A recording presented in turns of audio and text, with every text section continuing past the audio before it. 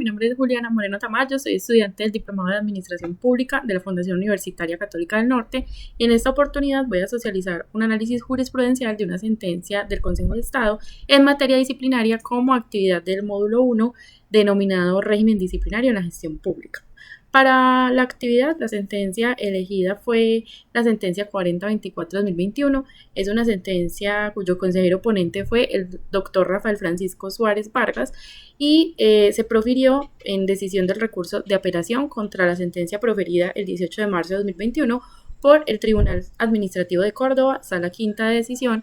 en el proceso de nulidad y restablecimiento del derecho adelantado por Iván Antonio Llanes Pérez en contra de la Nación, Ministerio de Defensa, Policía Nacional. En esta oportunidad vamos a hablar de los antecedentes de la demanda de primera instancia, de las consideraciones del Consejo de Estado y el recurso de apelación presentado. Para iniciar, tenemos entonces los antecedentes de la demanda inicial, es decir, de la demanda de nulidad y restablecimiento de derecho impetrada en primera instancia. El patrullero Iván Antonio Llanes Pérez, por medio de apoderado judicial, acudió a la jurisdicción contenciosa administrativa para solicitar la nulidad de 3 actos administrativos expedidos por la Policía Nacional. Uno, la decisión disciplinaria del 24 de marzo de 2017, que la emitió la Oficina de Control Interno Disciplinario de la Inspección Delegada número 6 de la Policía Nacional, y en esta decisión declaró responsable disciplinariamente al patrullero y le impuso una sanción de destitución e inhabilidad para desempeñar cargos públicos por un término de 2 años y 6 meses. Posteriormente, en una decisión disciplinaria de 10 de mayo de 2017, proferida por la misma inspección delegada, se modificó la decisión inicial cambiando la sanción a un término de 12 años. Y por último, en la resolución 02753 del 15 de mayo de 2017, el director general de la Policía Nacional ejecutó la sanción disciplinaria. Estos son los 3 actos administrativos de los cuales el demandante pretende la nulidad. Y lo anterior con fundamento en los siguientes hechos. El 14 de enero de 2010, el señor Iván Antonio Llanes Pérez ingresó a la Policía Nacional y el 13 de julio del mismo año fue nombrado como patrullero. El 4 de junio de 2016, en la base de patrulla MCAR, ubicada en Montería, Córdoba, aproximadamente siendo las 10:30 de la mañana, el patrullero Iván Antonio encontró su hamaca en mal estado, había sido cortada y dañada, y solicitó la intervención del comandante para esclarecer los hechos. Sin embargo, este no atendió su requerimiento. En una reacción de rabia y alteración emocional, el patrullero tomó su arma de dotación, que era un fusil M16, y comenzó a dispararle a sus compañeros, amenazándolos de muerte y apuntando directamente a alguno de ellos, diciéndoles que los iba a matar si no le decían quién le había ocasionado ese daño a su hamaca. Ese mismo día, aproximadamente a las 2:20 de la tarde, el patrullero fue llevado al Centro Asistencial de Sanidad de la Policía por su compañera permanente y de allá fue trasladado a la Fundación Mano de Dios con un diagnóstico de estrés postraumático y de un episodio depresivo mayor. El subteniente James Eliezer Robles Díaz, quien se encontraba en el lugar de ocurrencia de los hechos, reportó la novedad mediante un oficio en tal sentido. Posteriormente, y sin aperturar una indagación preliminar, la Oficina de Control Interno Disciplinario de la Inspección Delegada número 6 de la Policía Nacional inició la investigación y formuló un pliego de cargos en contra del patrullero por una manipulación indebida de su arma de dotación. En el trámite de la investigación, el 10 de diciembre de 2016, el patrullero fue trasladado al Centro Automático de Despacho de la Policía Metropolitana de Montería y continuó un tratamiento psiquiátrico y farmacológico. En virtud de esta investigación se profirieron entonces las 3 decisiones que el patrullero pretende su nulidad, y las cuales, como ya se dijo, fueron la decisión disciplinaria del 24 de marzo de 2017. Esta fue en primera instancia emitida por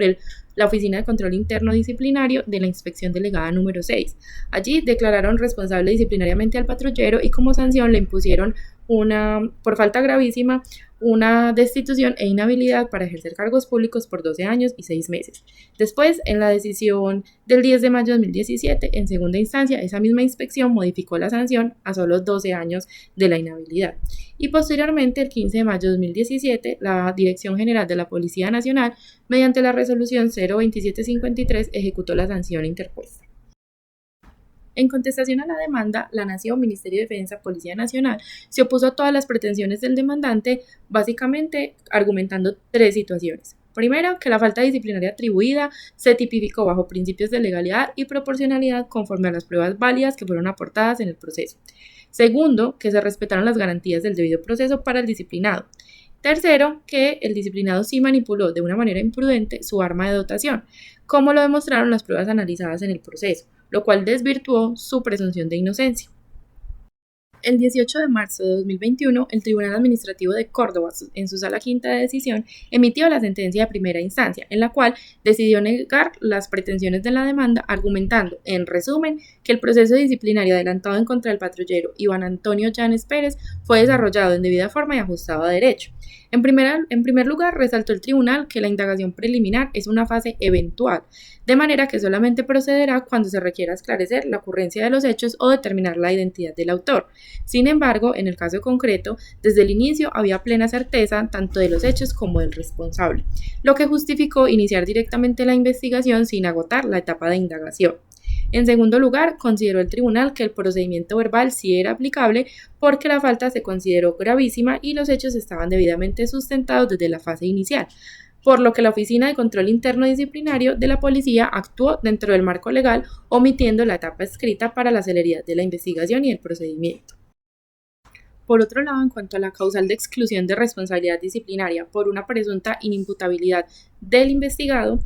a raíz del aparente estado en que se hallaba por un trastorno mental, el Tribunal de Instancia consideró que, aunque el patrullero sí presentaba diagnósticos de estrés postraumático y depresión, esto no era razón o prueba fehaciente de que se encontraba anulada su capacidad para comprender la ilicitud de sus actos ni para autodeterminarse al momento de la ocurrencia de los hechos, lo cual soportó en que los peritos escuchados coincidieron en que el disciplinado sí tenía control mínimo de sus actos, aunque tuviese las afectaciones emocionales.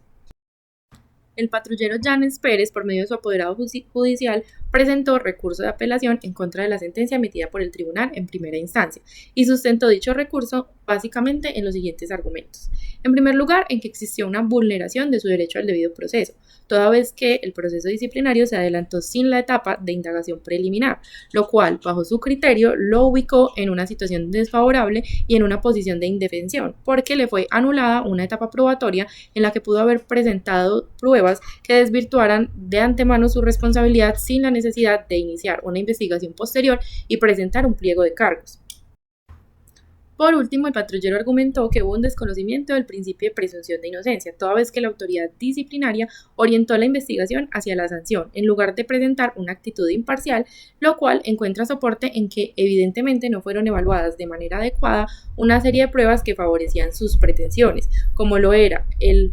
contexto psicológico derivado del atentado que sufrió en Caquetá en el 2012 y el maltrato y la marginación que según él recibía de sus compañeros en la unidad policial.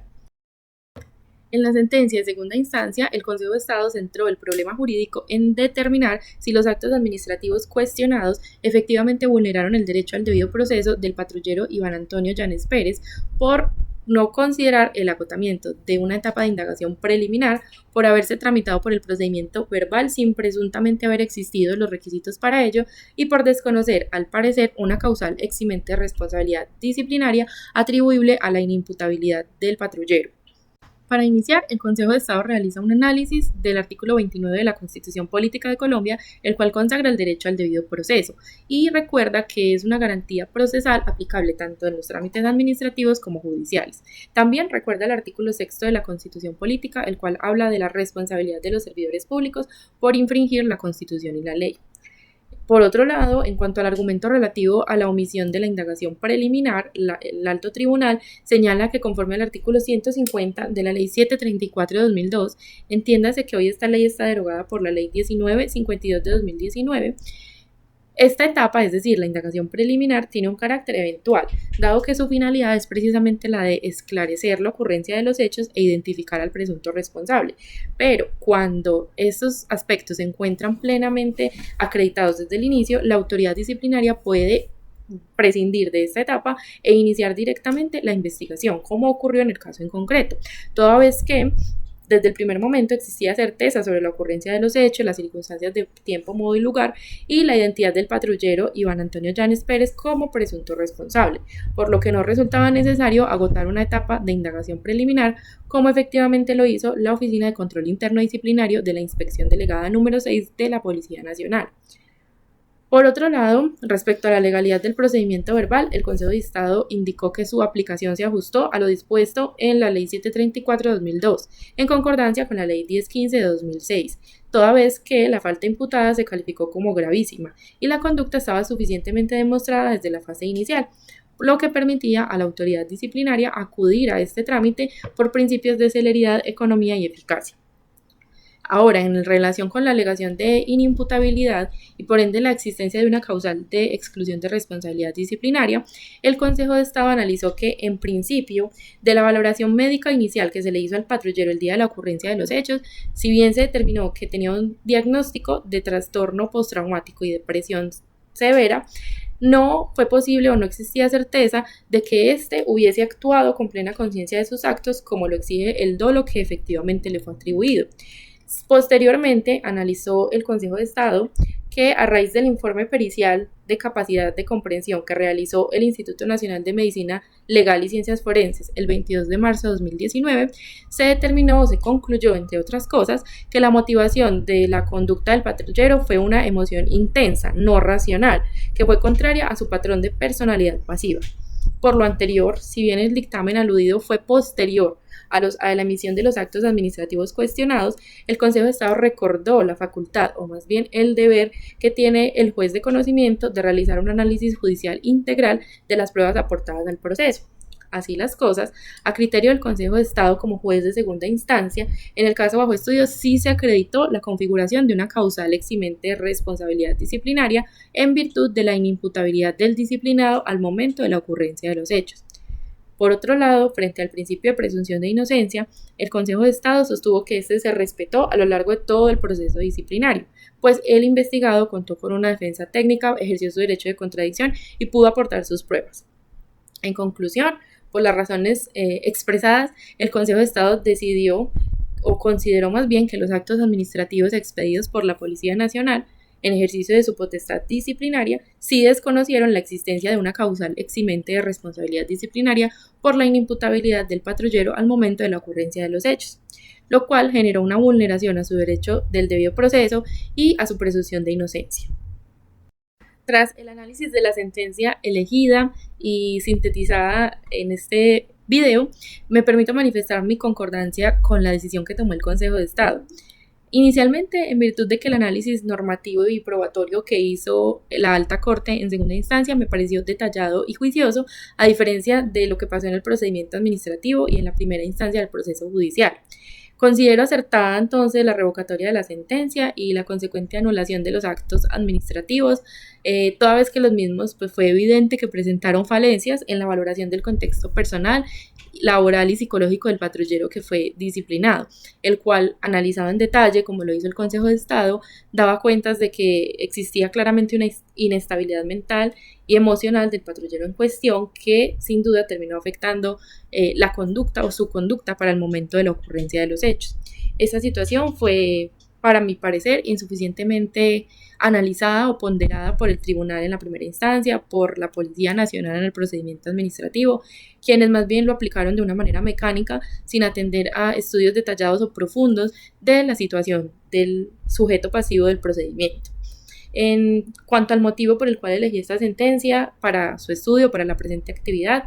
lo hice porque al momento de aproximarme a la lectura de la misma me pareció que es una sentencia en la que el Consejo de Estado asumió una posición garantista frente al investigado, frente al disciplinado,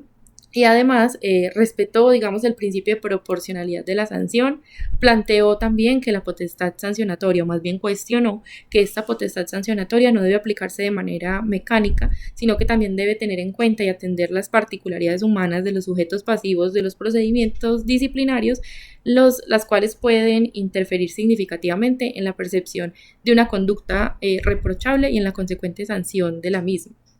Por esas razones considero que esta sentencia fue muy interesante, pues fue una posición no tan apegada a la rigurosidad de la norma, sino más bien al análisis integral de las situaciones de contexto que rodean un proceso disciplinario.